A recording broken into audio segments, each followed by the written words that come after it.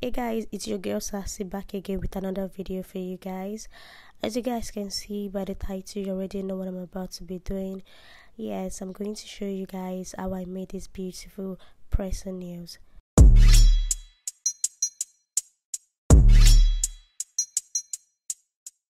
So let's hop right to the video. This video is mainly on what to get and how to decorate your nail in detail.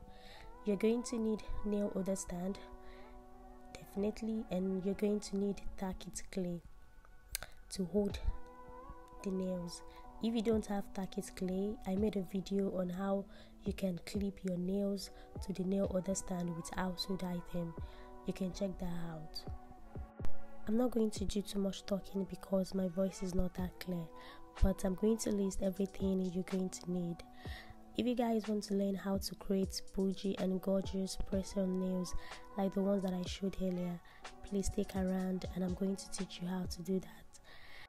And while we are doing that, show your girl some love by subscribing to this channel. Like this video, give me your opinion in the comment section. Just do all that good stuff for me, okay? For beginners, these are the basic things you need to make a press-on nails.